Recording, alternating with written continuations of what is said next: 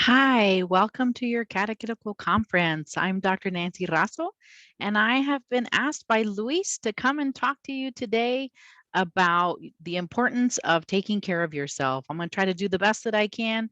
I am not as good as Bishop doing these video messages, but nonetheless, still going to try to do the best that I can. So again, thank you so much for having me today.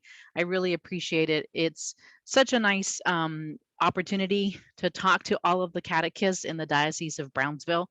You have a very important job in what you do in teaching religious education to our children. So thank you, thank you, thank you for all of that. I want to start off by talking about how important it is during these times to take care of yourself and to make sure that you are okay so that the kids that you work with can get the best of you. It's like the analogy of on an airplane. If any of you have been on an airplane, what happens when you get on the airplane and the flight attendant is going through the instructions, right? Most of the time we're paying attention, right? We're not on our cell phones or anything like that. So when we are paying attention, what do they say when the masks come down? They tell you first put yours on before you can put the person next to you or help the child next to you or anybody else that may need assistance. And sometimes this might feel just a little selfish. We might think, well, let me put on, especially if you're a parent and you are with your child, let me put theirs on first before putting mine on. But it's very important to remember that if in the analogy of the flight, right? If we are not well equipped with oxygen, then we're going to pass out and not be able to help anybody else. So we want to make sure that we are taking care of ourselves, especially during this time of the pandemic, that it's been so difficult for everyone adjusting, for you all as catechists, trying to make arrangements on whether you were going to go online for your classes or still stay in person or do it over the phone, or making adjustments and doing whatever you can do to make sure our children get their um, religious education in, and also to make sure that their sacraments were going to happen and things like that. I know it was a very trying time. I have two children of my own that were going through sacraments during this time, so it was a challenge trying to make sure that everything got done, and thankfully it did.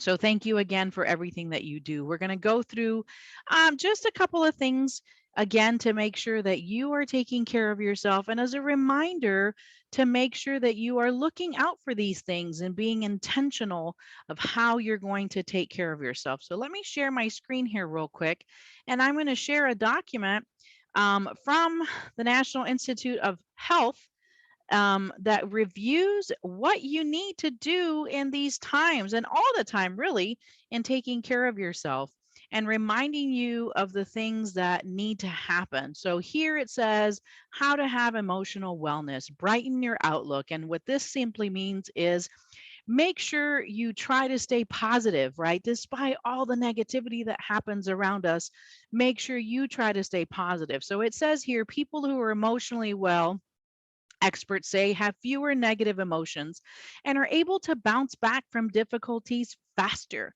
So this is called resilience, right? Another sign of emotional wellness is being able to hold on to positive emotions longer and appreciate the good times. So what we're trying to do here is make sure that you remember that the glass is half full and keep it half full all the time, right? Even when things seem to be bothering you, things seem to be bogging us down, we want to remember to try to stay positive.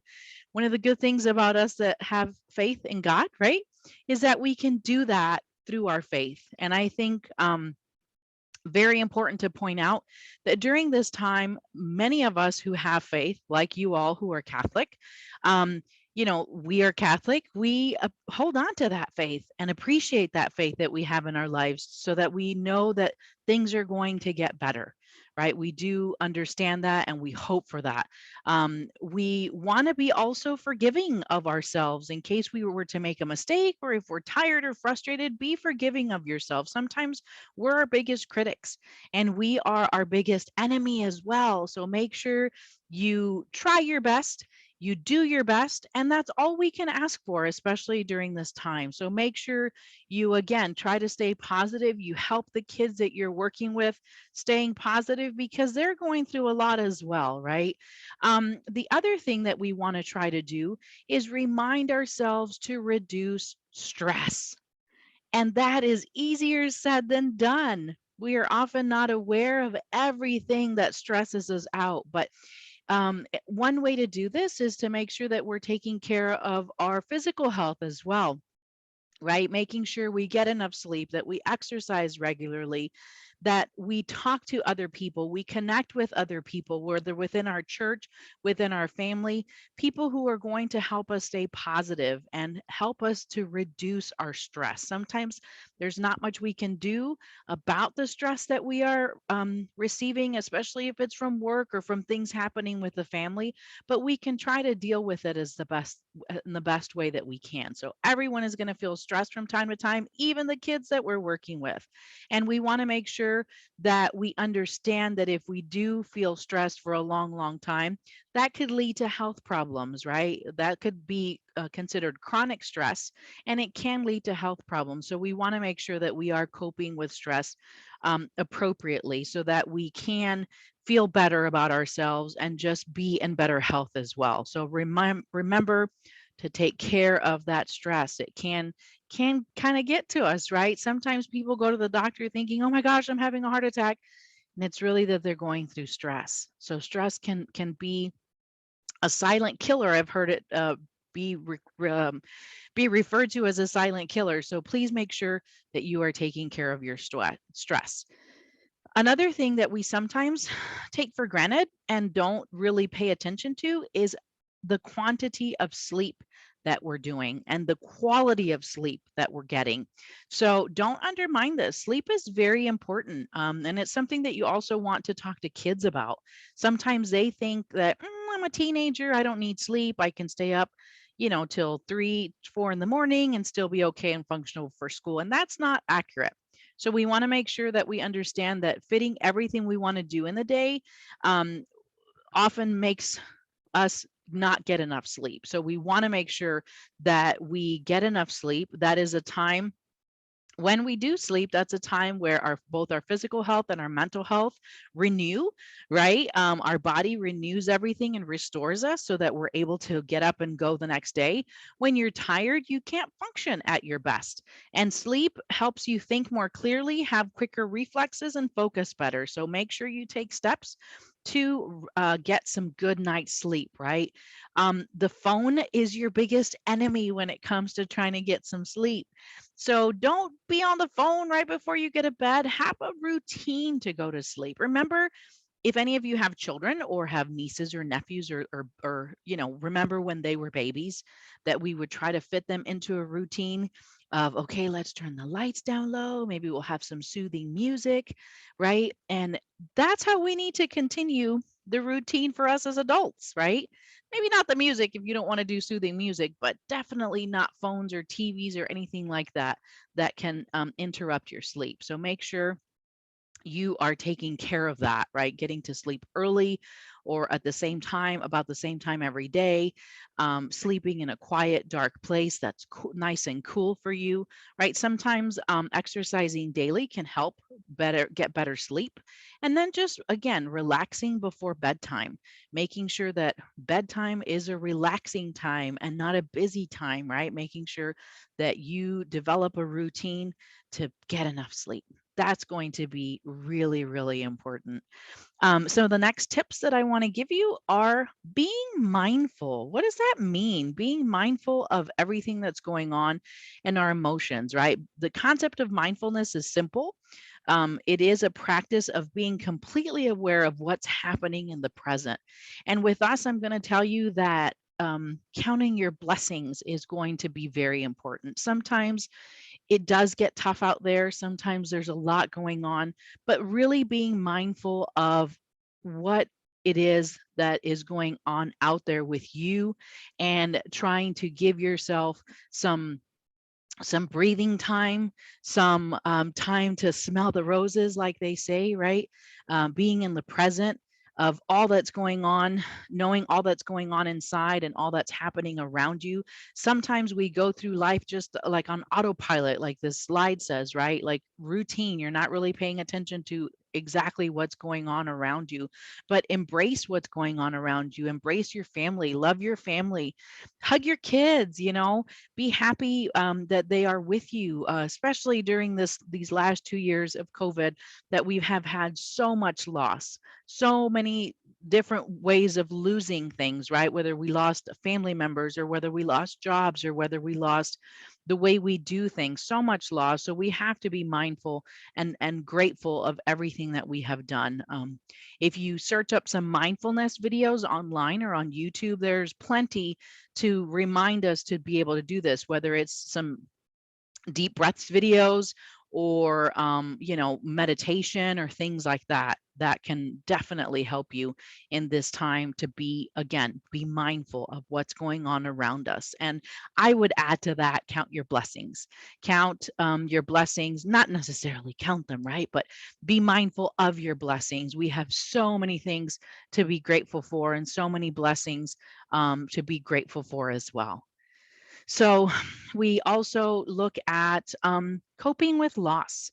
So again, I just mentioned being mindful of our blessings and the things that have happened during this year.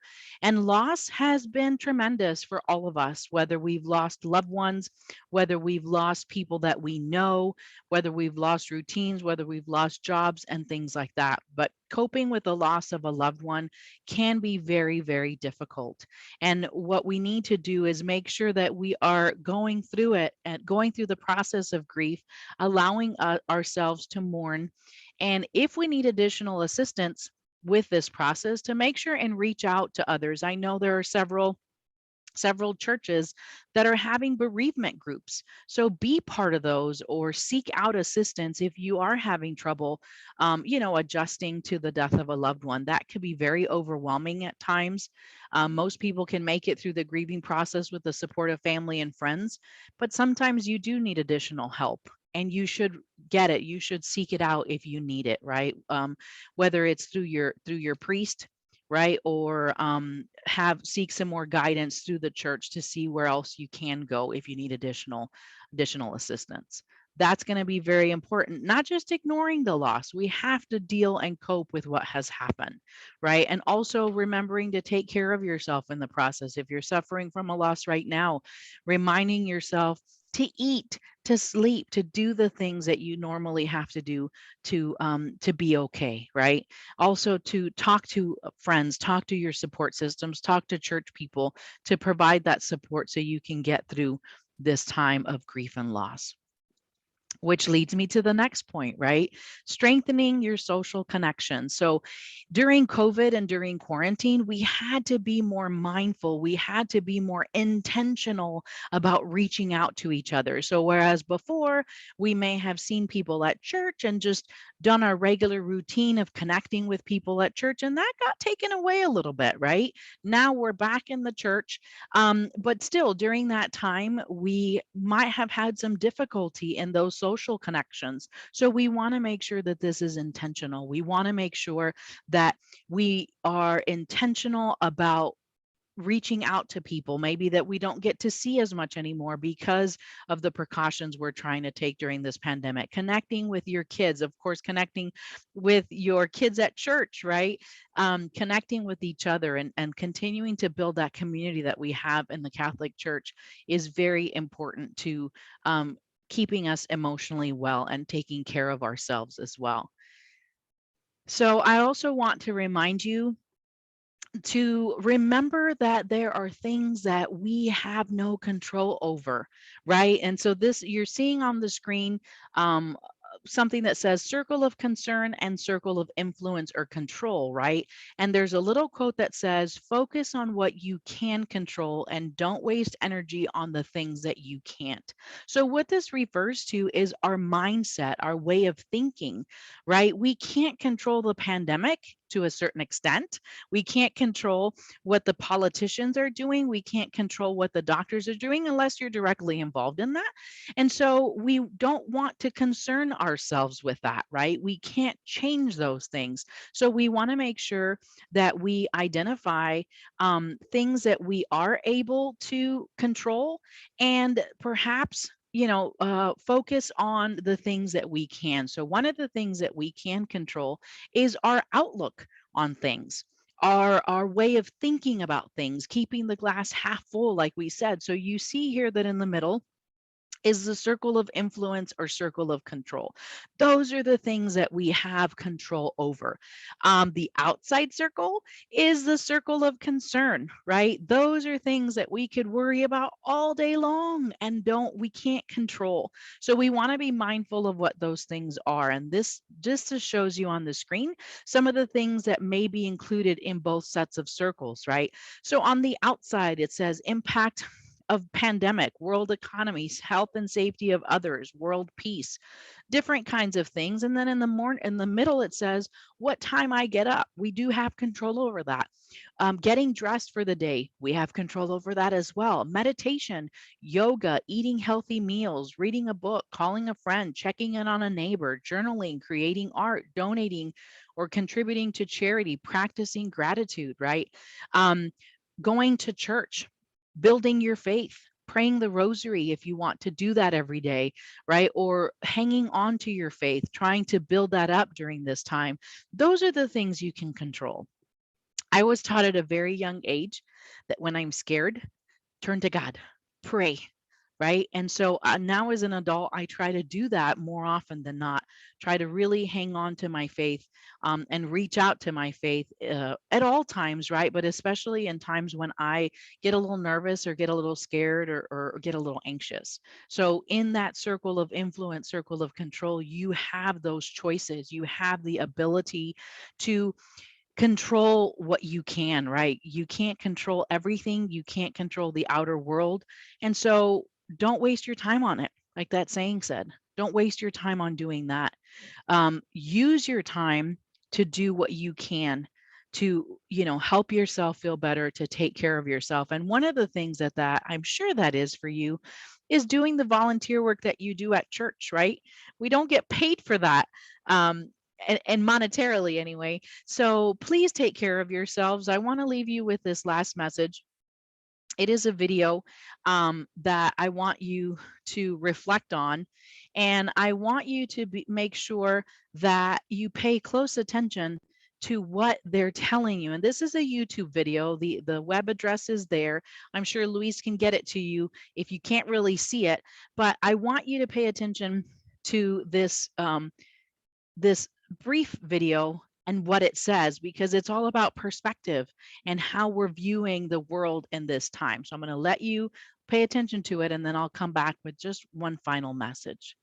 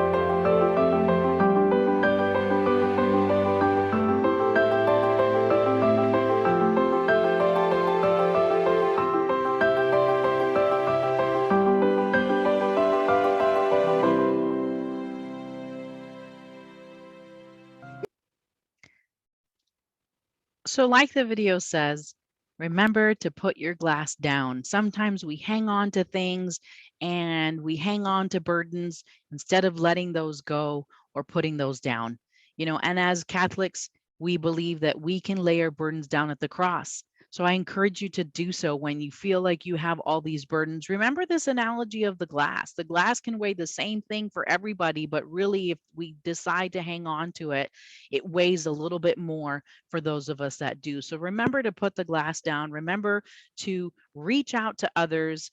And most importantly, remember to be a good role model for those children that you are teaching religious education. Again, thank you so much for what you do for our children and for our diocese.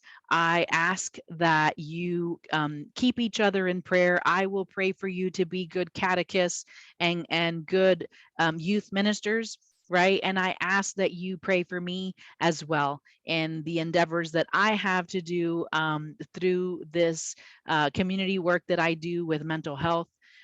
So thank you so much for your time and have a great conference.